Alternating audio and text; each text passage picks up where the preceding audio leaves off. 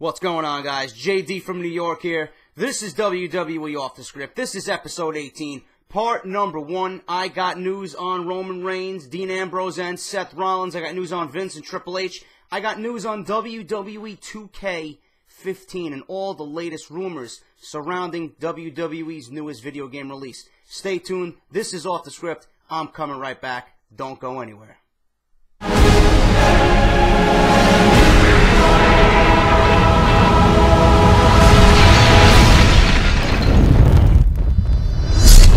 What's going on, guys? JD from New York here. Welcome to this weekend's Off The Script. This is episode 18, part number 1, for your week ending June 22nd, 2014. And like I always say, this is your number one source for everything you guys need WWE right here on YouTube.com. Now, if you guys missed last week's videos, as always, I got to do my cheap plugs. Because we all know YouTube is broken. But if you guys missed last week's Off The Script, number 17, parts 1, 2, and 3, links are down below in the description. If you guys missed my Monday Night Raw review for this past Monday's show from Cleveland, link is also down below. I did Behind the Mic, Dolph Ziggler on why WWE is not pushing him. That's also down below. And as always, go and support my guys over at Shot Reality, Justin LaBar, Josh Eisenberg, and Mr. Brian Ghoulish on Shot Reality. Links are down below for WrestleZone.com. They're going to be talking about this weekend on Social Media Saturday they got going on, Saturdays over there. They're going to be talking about Money in the Bank. Seth Rollins was on Main Event, and he announced that there was going to be a second Money in the Bank ladder match, and they're going to talk about who they think should be in that ladder match. Now, I'm going to do the same thing this weekend. I think I'm going to talk about that on Sunday, but go over there, check those guys out. WrestleZone.com, Shot Reality, the best talk show on the internet when it comes to professional wrestling. Go and support those guys. They do a great job over there, and they know what they're talking about. That's why I respect them. It's professional. They know what they're talking about, and they have a valid opinion behind everything. It's great wrestling talk. Go check those guys out. Now, as far as what I do here on Off The Script, guys, I got news. I'm going to start off with WWE 2K15. Now, I was with WWE 2K14, but I thought it was a little bit too similar to WWE 13. And then they announced 2K15. Not much gameplay has been released yet. We don't know what it looks like. We don't know what's going on with the game mechanics. We don't know what's going to be in the game. But I got a nice little chunk of information here if you guys are interested in 2K15. Now, Roman Reigns, Daniel Bryan, Naomi, Cameron, and AJ Lee are now also confirmed for WWE 2K15. So the updated roster is right now Bray Wyatt, John Cena, Hulk Hogan, Cesaro, Roman Reigns, Daniel Bryan, Cameron, Naomi, and AJ Lee. 2K Sports is promising a much more polished game. One area that will be improved is the motion capture. WWE actually sends in an official ring setter-upper to make sure everything is by the book when motion captures are being filmed. WWE 2K15 will feature at least 5 times the animations of any previous WWE video game. Visual Concepts is working on the game in a major role, and one of their new goals is for gameplay to have a pacing similar to that of a real WWE event, with matches having less of a free-for-all tone. Ukes is also working on the game, but Visual Concepts is doing most of the work. Superstars will seem a lot more lifelike in their movements and facial expressions. Visual currently has 90% of the WWE roster scanned in. And finally, Visual Concepts is also improving the commentary. Michael Cole and Jerry Lawler have already recorded about 35 hours of new lines, most of them recorded together to give the entire presentation a more real-life feel. Now, Sting, I know for a fact, has been motion captured. Sting is going to be in the game. He's going to be what the Ultimate Warrior was to the game last year. So he will be in the game. Now, as far as what I do with the game on my channel, I'm going to try and bring WWE 2K15 to my channel. I was a bit lazy with 2K14 because I had a lot of things going on. I'm concentrating on my talk shows here with Off The Script and WWE Monday Night Raw review. I got Call of Duty going on. I play Battlefield. I got Let's Plays going on. I'm trying to do a mixture of everything, so I keep you guys entertained, and I have a nice little diverse little gaming section going on here on my channel. But 2K15 I do want to dive into. I want to do maybe real-life storylines that I think would play out well on WWE TV. I want to do another season mode, see what happens with that. So I'll have fun with that. Now, as far as when it's being released, I'm hearing the end of October. It's going to be on PS3, Xbox 360, Xbox One, and PlayStation 4. PC is not announced, so it's going to be all across major home consoles, so look forward to that.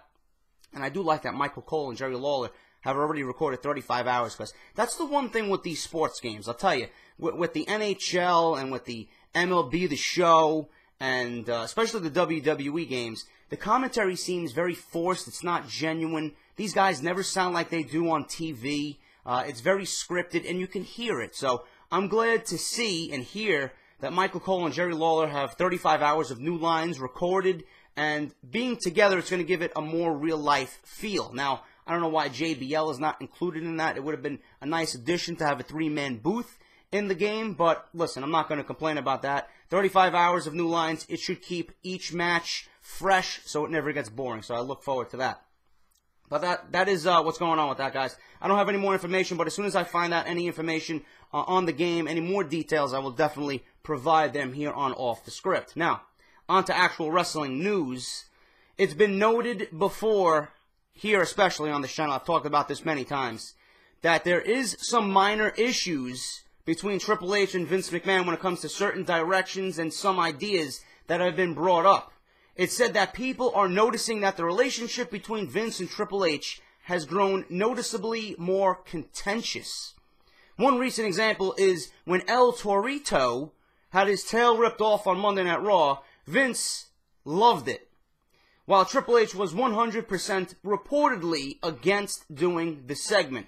Another example is formatting Monday Night Raw. Vince reportedly wants to continue doing the top angles at 8, 9, 10, and 11, while Triple H reportedly feels that this method is dated and fans have figured it out, causing long breaks.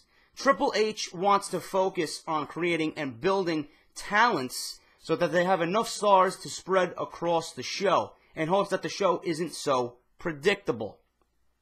While Vince has slowly handed over a lot of the business aspects to Triple H, he is still maintaining his power in terms of creative, especially on Monday Night Raw. Triple H wants a more serious and wrestling-focused program.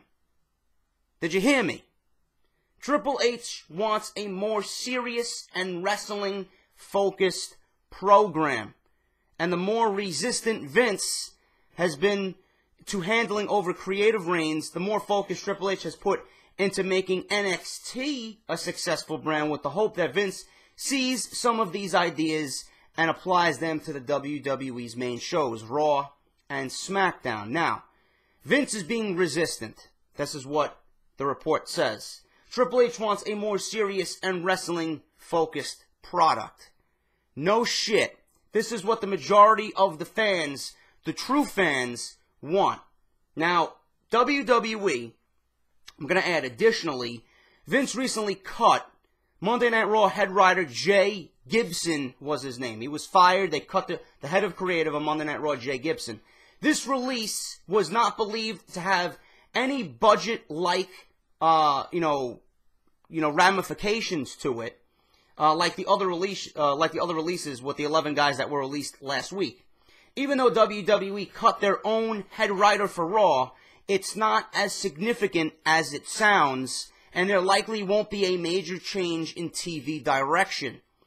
Gibson had been with the WWE for about 5 months and basically organized writers to work on different angles and different superstars, as opposed to actually writing himself. Now get this. This is where the kicker is. Listen to this. It was said that Gibson had very little knowledge of the WWE product, and that was made apparent when he was asked about his opinion on certain situations. Listen to that. It was said that Gibson had very little knowledge of the WWE product. That right there is a red flag. I don't care who Vince gets. The one thing, and this is what pisses me off, and I'm going to go rant, and I don't want to rant. I don't want to make this a fucking 25-minute part, but it is what it is. You guys say you like the longer episode, so I'm going to rant. Vince McMahon does all the hiring, I assume. The hiring and the firing. He's the boss. He's the CEO, okay? He's the one guy that the stockholders and the shareholders look to as the main guy. If you're going to hire someone to do your writing on Monday Night Raw, if you're going to hire someone to be head of creative, he's the main guy. I'm looking up here. He's the main guy that is writing for your program on Monday night that has been around since 1993.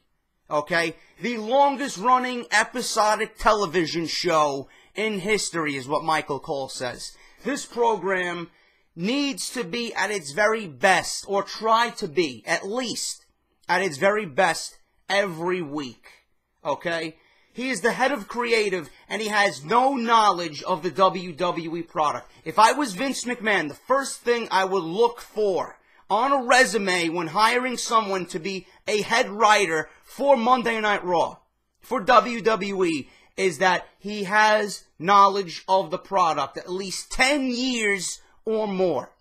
That's what I would do if I was Vince. You're hiring guys who worked in the entertainment industry, in Hollywood, who wrote soap operas, Days of Our Lives, and fucking all this other bullshit that 90-year-old women sit at home in their rocking chairs and watch. Are you kidding me? Little knowledge. I would love to know what that implies. I would love to know what he actually knew of the WWE product. This is why. Now, ultimately, all this gets approved by Vince McMahon. So, it's either a mix of both, where this guy, Jay Gibson, had absolutely no fucking idea what he was doing. According to the report, he didn't write anything himself. He organized writers to work on different angles, different storylines, and different superstars, 4 different superstars. How are you going to give out orders if you don't know anything going on the product? I don't understand that. You're giving your team directives and orders to write, and you don't even know what's going on yourself. Do you know how fucked up that sounds? And then all of a sudden this gets approved by Vince McMahon. Vince knew this guy was in his he was titled as head of creative. Yet Vince looks at his work and the team's work and then approves it to go on Monday Night Raw. Does that make any sense? That sounds like a complete fucking shit show. So if I was Vince, this decision is great. Okay? Now, who's the head of creative? Obviously, it's Triple H, Stephanie, and Vince collectively. I don't know where Monday Night Raw is going, as a flow, as far as show flow goes. But if last week's Raw, this current week's Raw from Cleveland was any idea, then we're in for a treat because that show flowed. It had everything that we needed to see. Young superstars and the youth movement being built up. It had direction towards Money in the Bank. Okay, outside the John Cena versus Kane segment, which I thought was terrible. But what you got to do on top of that is you got to have Triple H involved a little bit more creatively. Okay, he wants to build up NXT. I get that Vince wants Triple H to take care of NXT, build that product and that brand up, and then possibly utilize those ideas to Monday Night Raw. But if Triple H has all these ideas and he's wanting a more serious tone to the show, if he wants a wrestling-focused product, why doesn't Vince McMahon want that? This is what I don't get. What worked for Vince back in the 80s, in the early 90s, why doesn't he implement those ideals now? Why? What worked for him in the past will most certainly work for him now. And Steve Austin has been on record saying many times, give these young guys, these kids, the superstars you have on your roster right now, the leeway to write their own programs, to write their own promos. Obviously monitor what they're going to say, but let them go out there and have a natural feel for what they're doing. It'll come off better to the audience and it'll sound better instead of listening to a Dolph Ziggler or a Wade Barrett sound all scripted, reading from something that someone else wrote for him. You know, even Jim Ross today, when I was listening to his podcast Thursday morning, you guys are going to be seeing this Friday, he said, let these young guys go out there and have a hand in the angle, in the storyline that they're taking part in.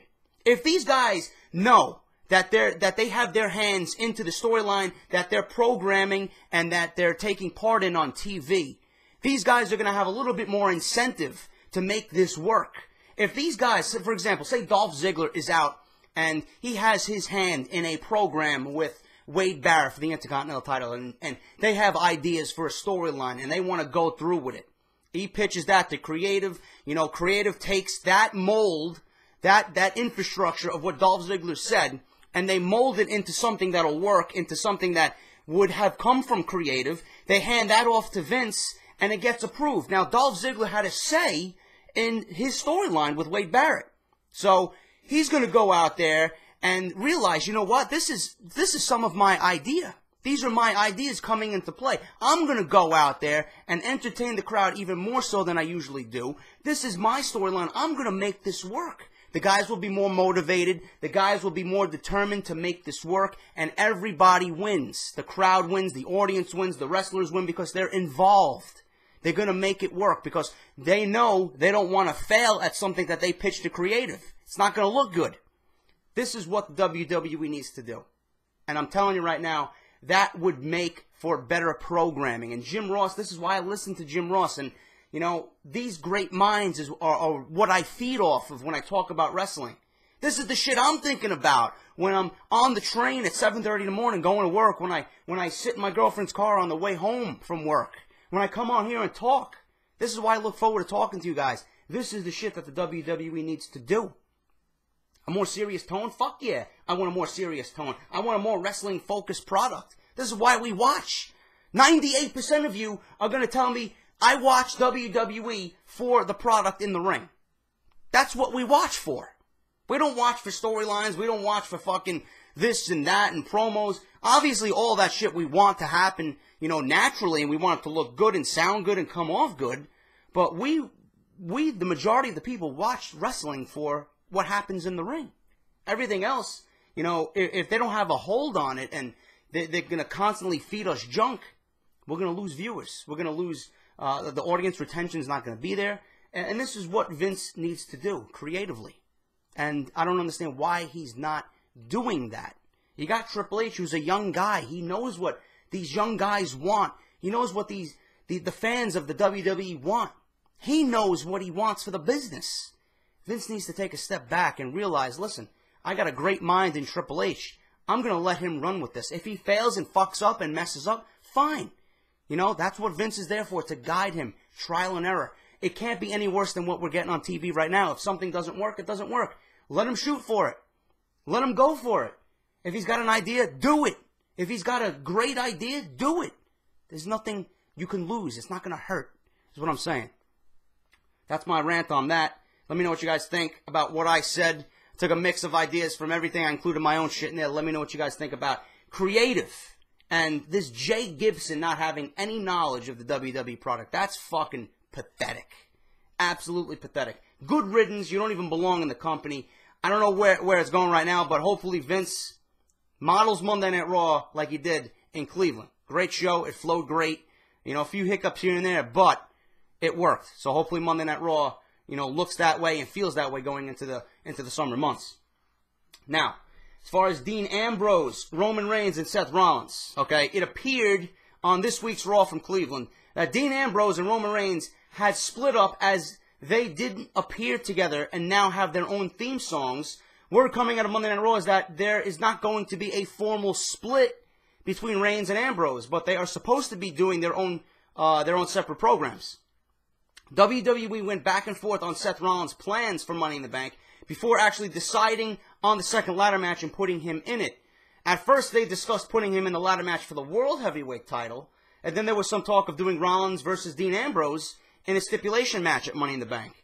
It's still expected that the former Shield members will all meet in singles matches before the year is over. Number one, I'm glad that they did not put Seth Rollins in Money in the Bank for the WWE Championship because the match already is too heel heavy. Okay, you got a lot of heels in that match. He needed a babyface to be added, or a few baby faces to be added, to offset the amount of heels and faces, okay? So now it's a little bit even, a little bit more even, I should say.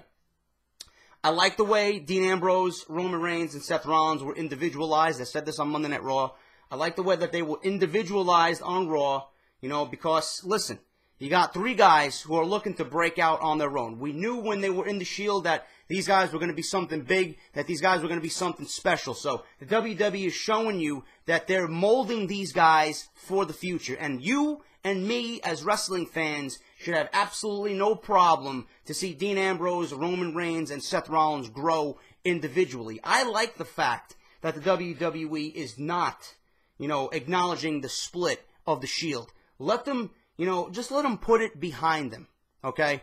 What right now we need to focus on is building these guys individually, because that's where the long-term money and the long-term planning is going to be. It's going to be a difficult road for WWE, and they did a very, very good job on Monday Night Raw individualizing these guys, you know, as separate entities outside the Shield.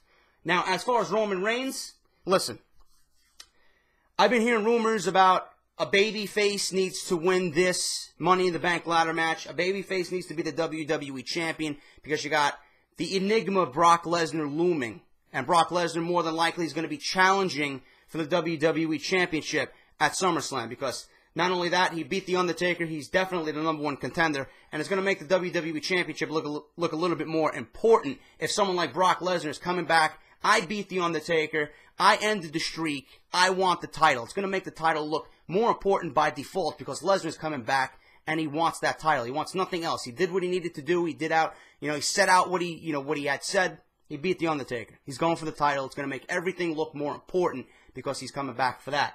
Now, Roman Reigns winning the title? Not yet. The guy hasn't even tapped, and I know some of you on Twitter have been telling me, I don't know you guys by names, but I know, and I agree with you fully. Roman Reigns has not tapped into his full potential yet, okay? He's not ready for a WWE Championship reign. If you're going to give it to Roman Reigns, it's got to be special. He's got to be more groomed than what he is right now. He is 2 weeks removed from the Shield. You're going to give him, you think it makes sense to give him the WWE Championship and then ultimately feud with Brock Lesnar going into SummerSlam? That makes absolutely no sense to me, and I wouldn't even want that for Roman Reigns. I wouldn't even want that for Roman Reigns. Because number one, he's going to be a transitional champion. If you're going to give it to Roman Reigns, or if you're going to give it to a babyface in general, outside of Daniel Bryan, I'm not talking about Daniel Bryan. If you're going to give it to Roman Reigns or John Cena, they are going to be transitional champions. Okay? Now, if I had to choose one or the other, John Cena would get the belt. I would rather John Cena lose it to Brock Lesnar and Lesnar become the new champion. Because John Cena can afford to lose it. He's John Cena. He's Superman. He's untouchable. Okay? He can always bounce back. Obviously, whoever's coming out of Money in the Bank is going to be losing to Brock Lesnar, because you're not going to have Brock Lesnar lose his first match back, especially after beating The Undertaker. If you have him lose, then everything you did with The Undertaker is a complete waste of time, and the streak should have never even been broken to begin with. But if you want to go a different route, and you want to start building Cesaro as a face, and have that dissension between Paul Heyman's clients, that's another idea I would rather them go with. You're not going to give it to Sheamus. You're not going to give it to Bray Wyatt. You're not going to give it to Del Rio. Orton is boring. You're not going to give it to Orton. But out of the two guys right now that I see winning this match, it's going to be Orton and Cena. Reigns is not going to win the belt. I think Reigns is going to have to go through Triple H first before he even thinks about a world championship. So I think the Authority and Triple H himself are going to fuck Roman Reigns out of the Money in the Bank ladder match. It only makes sense. And then you'll have Brock Lesnar fight whoever the champion is. Because right now, I see no other choice. You got Orton and John Cena. Bray Wyatt's not going to win it, because Bray Wyatt, if you really want to give Bray Wyatt the title, you're going to give him the title and have him have a run with the belt. You're not going to give it to him and then take it off of him, you know, just to feed Brock Lesnar and give Brock Lesnar the title. I don't see Bray Wyatt as a transitional champion. He's worked too hard, and he's proved himself to you and me and everybody else that he deserves a nice little run with the title. Bray Wyatt is not a transitional champion. So the WWE right now is really thin on choices. You're not going to give it to Roman Reigns for the reasons I just explained to you. Cena and Orton are the only ones. Unless they want to pull a fucking a rabbit out of the hat and give it to Sheamus and, you know, just throw a wrench in the gears, something unpredictable. I don't know. But Cena and Orton right now are your logical choices as the safe choices. If you want to go and, you know, have a unpredictable summer leading into SummerSlam, give it to Cesaro. You know, build that program. But again, if you're going to give it to Cesaro, Cesaro has worked his ass off to get where he is right now. He's a Paul Heyman guy. You're going to give it to Cesaro to ultimately just give to Lesnar? WWE is in a sticky situation right now. This is why I wish Daniel Bryan was okay to go and that he was never injured. He would have still been WWE Champion. We would have got that dream match, that money match of Lesnar versus Bryan at SummerSlam. And even then, you would have had to have Brock Lesnar win over Daniel Bryan because it would be his first match back. Either way you look at it, anything that I tell you, Lesnar is going to be the new WWE Champion. No question about it. I don't give a shit who comes out of Money in the Bank as WWE Champion. Brock Lesnar is going to be the ultimate one, the one guy to get the belt. That's the one guy you're looking at. You have to give him the belt. It makes no other sense. It makes no, it's no sense not to give him the belt. He beat The Undertaker. He's got to be your WWE Champion. Otherwise, everything you did with Lesnar, building him up, beating the streak, is going to be a complete waste of time. So, that's just my opinion on that. Either Cena or Orton is going to win Money in the Bank, and then ultimately they'll drop it to Brock Lesnar. Cesaro, Bray Wyatt, and everybody else, Roman Reigns especially, you're not going to make them transitional champions. They are worth a lot more than that. Continue to build them up. Bray Wyatt doesn't even need a title right now. He's fine without a title. But if you're going to give him a title, he deserves a run with it because he's worked his ass off. Same thing with Roman Reigns. He's not ready. He's not ready. I don't give a shit. If you guys explain to me under the moon how many reasons why Roman Reigns deserves a title or why they should give him the title. He's not ready. He's green. He's got 3 moves. He doesn't have the right attire. He's still dressed in the Shield attire. You're not going to have him come out of the Shield 2 weeks and be the WWE Champion. It's not going to happen. Doesn't make sense to me. And it feels rushed. Okay? If anything happens, it's going to be at WrestleMania. He needs singles time under his belt. He needs to go through Triple H. He's got to go through Orton. He's got a team with Ambrose. He's got to settle things with Rollins. You're going to immediately skip over all that and just go right to the WWE Championship? Come on, man. That doesn't make sense. You got to make sense of it all. WWE Network news. Prices may increase from $9.99 to $12.99 with a 6-month commitment. That would happen before the Royal Rumble if the WWE actually goes with this plan. While that may sound like bad news, there's a lot of talk of allowing subscribers to keep their $9.99 monthly cost if they make a 12-month commitment. You know, the WWE wants to make their money back on them worrying that they don't have enough subscribers. I talked about this. WWE Network is going to be fine. You know, Netflix took years to finally get up off their feet and start making a profit. WWE Network will do all right. Listen, if they want to bump it up to $11.99, $12.99, whatever, they're going to have my money regardless because it just makes sense money-wise. If you're a fan like me and you want to see all the pay-per-views every year, you know, 12 months out of the year, obviously for $11.99 it's a steal because, you know, you pay $11.99 a month for the pay-per-views. Meanwhile, each pay-per-view costs $59.99 in HD. It makes sense. It's a no-brainer. So, the WWE wants to raise the prices on the network. Do it. As long as you make yourself happy and you make the money back that you lost, whatever. Make sure business is right. We don't want nothing to happen to the WWE. And finally, guys, the latest list for the WWE 2015 Hall of Fame is Randy Savage, rumored, but this may be the year that he goes in. He's on good terms, or his family's on good terms with the McMahons, so Randy Savage may finally get a spot in the Hall of Fame, much deserved. Kevin Nash, Rikishi, Victoria, or Mickie James. The head of the class may be led by The Rock if his schedule permits. If the WWE doesn't get The Rock and he declines and he doesn't want to go in this year and chooses another year to go in, WWE is looking at Sting to go into the Hall of Fame and be the head of the class this year, being that it's in his home state of California. No word yet on any possible celebrities being brought into California. There's a number of names that they could induct to get the big local publicity. So there you got it, guys. Part 1 of WWE Off The Script. I'm sorry if this went a little bit longer than usual. It's fucking 28 minutes. Jesus Christ. I didn't want it to go that long, but I might as well just fill the 30 minutes. Hope you guys enjoyed this episode of Part 1. A lot of information, a lot of opinion in this video. Let me know what you think down below of what I talked about here in Part 1. Let me know what you think about you know, the flow of Monday Night Raw and the creative direction of Monday Night Raw. Let me know what you think about Money in the Bank. Who do you think is going to win it? Who do you see Brock Lesnar going up against at SummerSlam? Do you see Brock Lesnar as the WWE Champion? Daniel Bryan could play a factor in this if he comes back by SummerSlam. Who knows? It's going to be a wild ride. It's going to be unpredictable, and it's going to be exciting. That's all I can say. So let's all enjoy it for what it's worth. And SummerSlam's looking to be a pretty damn good show. So hopefully WWE knows what they're doing. But part 2, guys, I got big news on NXT. Exclusive news. WWE cuts NXT's budget. More releases coming down in NXT. They're cutting more budget. I got the big scoop on that. Stay tuned for that on Saturday, guys, at 9 a.m. WWE Off The Script 18 Part 2. Until then, guys, take care, and I'll talk to you soon.